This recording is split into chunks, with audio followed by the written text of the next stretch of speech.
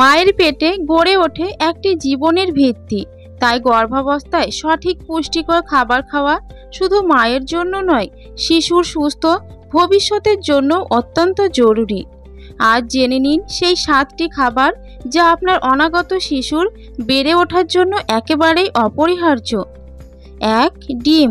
ডিমে রয়েছে উচ্চ মাত্রায় প্রোটিন ও কোলিন, যা শিশুর মস্তিষ্ক বিকাশে সাহায্য করে। দিনে অন্তত 1 থেকে 2টি ডিম খাওয়া যেতে পারে। 2. দুধ ও দুগ্ধজাত খাবার। দুধ, দই, পনিরে রয়েছে ক্যালসিয়াম ও ভিটামিন ডি, যা শিশুর হাড় ও দাঁতের গঠনে সহায়তা করে। 3. সবুজ শাকসবজি। পালং শাক, মেথি, লাউ, ঢেঁড়স, করলা এইসব শাকসবজিতে থাকে আয়রন ও ফলেট, যা শিশুর স্নায়ুতন্ত্র গঠনে সহায়ক। 4. ফলমূল।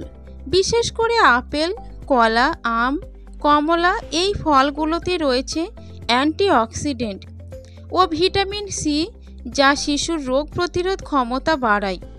5. সামুদ্রিক মাছ। ওমেগা ও ফ্যাটি অ্যাসিড সমৃদ্ধ মাছ যেমন স্যালমন বা ইলিশ, যা শিশুর মস্তিষ্ক ও চোখের বিকাশে অপরিহার্য। 6. বাদাম ও বীজ। আখরোট, আমন্ড, তিল এগুলোতে থাকে স্বাস্থ্যকর ফ্যাট ও মিনারেল, যা শিশুর গঠন ও মায়ের শক্তি বজায় রাখতে সহায়তা করে। 7. পর্যাপ্ত পানি ও তরল খাবার। গর্ভাবস্থায় পানি কম খেলে ইউরিন ইনফেকশন ও কোষ্ঠকাঠিন্যের ঝুঁকি বাড়ে।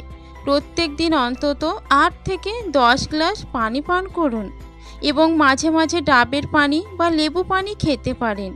প্রতিদিনের খাদ্য তালিকায় যদি এই খাবারগুলো যুক্ত রাখেন, তাহলেও শুধু শিশু নয়, মায়ের শরীরও থাকবে শক্তিশালী ও সুস্থ। সুস্থ মা মানেই সুস্থ শিশু।